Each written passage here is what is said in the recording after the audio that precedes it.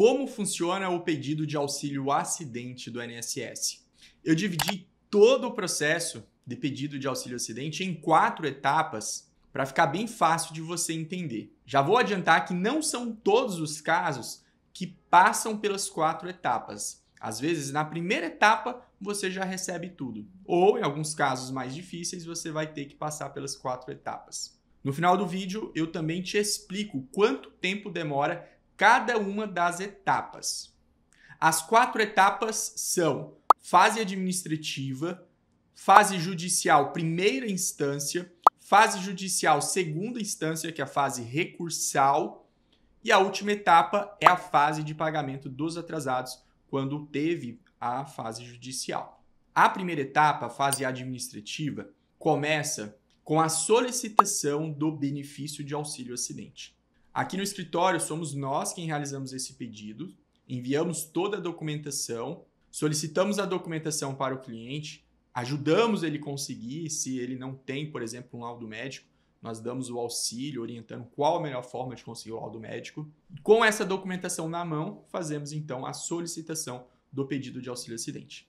O INSS recebe esse pedido e agenda uma perícia médica. Não é uma perícia de auxílio-doença, é uma perícia específica de auxílio-acidente. Aqui no escritório Almeida Marques, nós avisamos ao cliente sobre a data, o horário e o local dessa perícia e agendamos uma reunião para orientar este cliente como é que ele deve se comportar nessa perícia. E, claro, tirar as dúvidas dele, mostrar quais documentos ele deve levar nessa perícia. Você fez a perícia, agora é hora de esperar o resultado do pedido. Se faltar algum outro documento, pode ser que o INSS faça a solicitação. Saiu o resultado, nós vamos enviar para o nosso cliente esse resultado e já marcar uma reunião com o advogado para explicar qual foi o resultado do INSS. Se o INSS concedeu o benefício de auxílio acidente logo de primeira, isso é maravilhoso. Ou se o INSS negou o pedido. Isso, infelizmente, acontece com uma certa frequência. Caso o benefício tenha sido concedido, você já vai para a fase de liberação do benefício mensal e recebimento dos atrasados.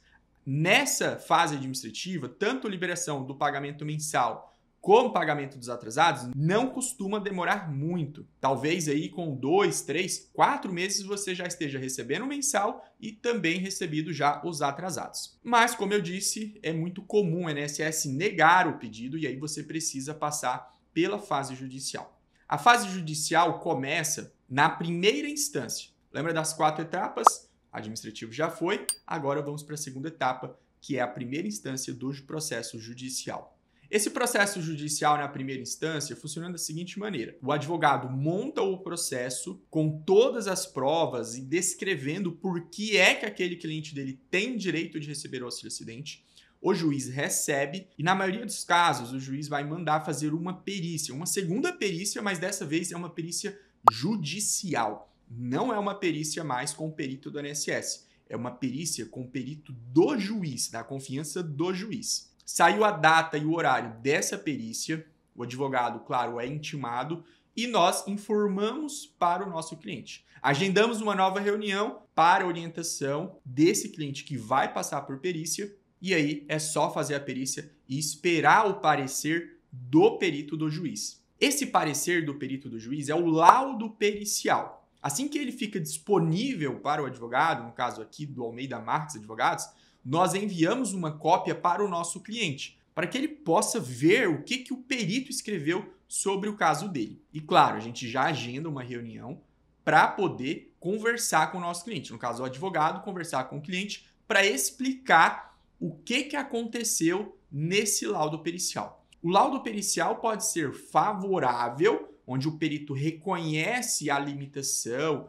reconhece a redução da capacidade de trabalho, ou pode ser que o laudo seja desfavorável, seja laudo ruim, onde o perito diz que não reduziu a capacidade para o trabalho. Quando o laudo é favorável, o perito reconhece aquilo que a gente quer provar, maravilha, o processo segue. Com laudo favorável ou desfavorável, o processo vai para julgamento. O primeiro julgamento, quando o laudo é desfavorável, uma das nossas estratégias é mostrar para o juiz que aquele laudo pericial tem que ser afastado, que o perito errou. É claro que tem um jeito certo de se fazer isso. E a gente aprendeu isso nos nossos anos de experiência.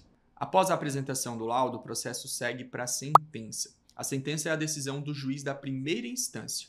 Saiu a sentença, a primeira coisa que a gente faz é enviar uma cópia para o nosso cliente e agendar uma reunião para explicar para ele qual foi a resposta do juiz de primeira instância. Se a resposta foi positiva, o juiz concedeu o auxílio acidente, ótimo.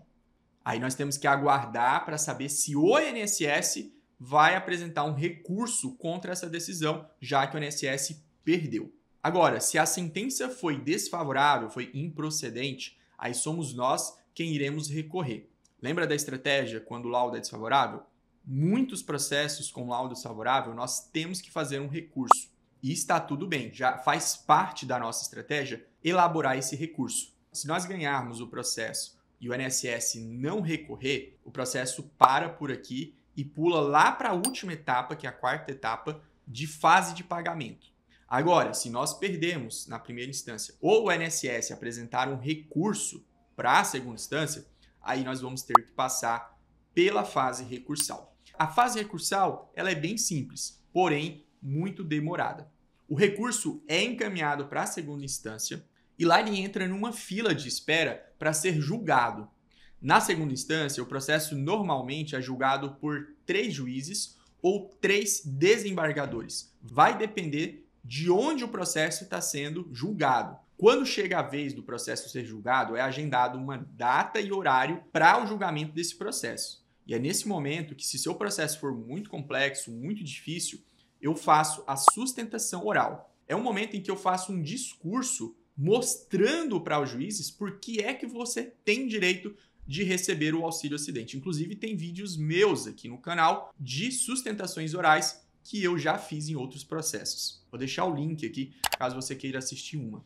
Recurso julgado. Pode ser que ele tenha sido favorável, nós ganhamos, ou pode ser que nós tenhamos perdido, caso o INSS tenha recorrido. De qualquer forma, nós iremos enviar uma cópia dessa decisão de segunda instância para você e iremos, claro, agendar uma reunião para você conversar com o advogado para que possamos explicar para você o que aconteceu e qual o futuro do processo. Nessa fase recursal, aqui na segunda instância, se encerra 80% dos casos de auxílio acidente. Agora, um ou outro processo, ele vai para o STJ, Superior Tribunal de Justiça, ou pode ir para a TNU, Turma Nacional de Uniformização. Olha, eu trabalho duro no processo para que ele não tenha que chegar nessa última fase recursal, por 2 motivos. Primeiro, que é bem complicado subir um recurso para o STJ ou para a TNU. É bem difícil. Segundo, porque se seu processo tiver que chegar no STJ ou na TNU, quer dizer que ele vai demorar muito. E claro, nem eu nem você queremos isso. Agora vamos imaginar que o processo se encerrou. O recurso foi julgado, ganhou o processo. Aí nós vamos para a última parte. O processo vai retornar para o juiz de primeira instância para que possa ser feito o cumprimento de sentença. O cumprimento de sentença é o momento onde o advogado, eu, vou apresentar ao juiz o pedido de 2 coisas. Primeiro, o pagamento do valor mensal para ativar o benefício caso você ainda não esteja recebendo o valor mensal. E segundo, o pagamento do retroativo, dos atrasados. Vou apresentar qual o valor total dos atrasados com juros e correção. O juiz, então, vai encaminhar esses pedidos para o INSS, para que o INSS possa ver, por exemplo, se ele concorda ou discorda com os valores dos atrasados e, estando tudo certo, o juiz vai expedir uma ordem de pagamento desses valores retroativos. Esses valores retroativos, eles podem ser pagos por meio de RPV, requisição de pequeno valor, ou por meio de precatório. O precatório é quando o valor é mais alto, acima de 60 salários mínimos. Ele costuma demorar uns 2 anos para ser liberado, às vezes até mais que 2 anos, dependendo do caso. Agora, se o valor der abaixo de 60 salários mínimos, os atrasados normalmente são pagos em até 1 ano após o pedido de pagamento feito pelo juiz. Agora eu vou te contar quanto tempo demora em cada uma dessas 4 etapas. Primeira etapa, fase administrativa. Costuma demorar entre 6 meses a 1 ano e meio. Segunda etapa, fase judicial primeira instância. Costuma demorar entre 1 ano e 2 anos. A terceira etapa, que é a fase recursal, pode demorar de 2 a 3 anos. Alguns casos, se tiver que ir até Brasília, pode até passar de 4 anos. E a última fase, que é a fase de pagamento dos valores retroativos, pode demorar entre 1 ano a 2 anos. Se o valor for muito alto e tiver discussão nos cálculos, pode chegar até 3 anos.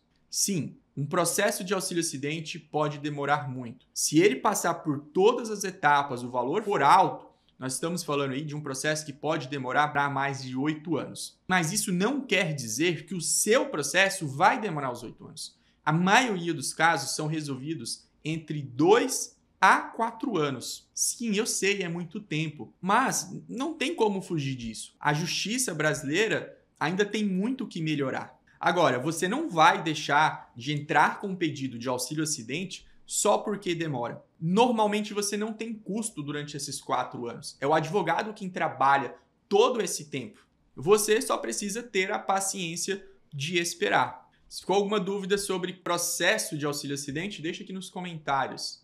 Se inscreva aqui no canal, curta esse vídeo e compartilha com quem você acha que pode ter direito de receber um auxílio-acidente. Até o próximo vídeo. Tchau, tchau.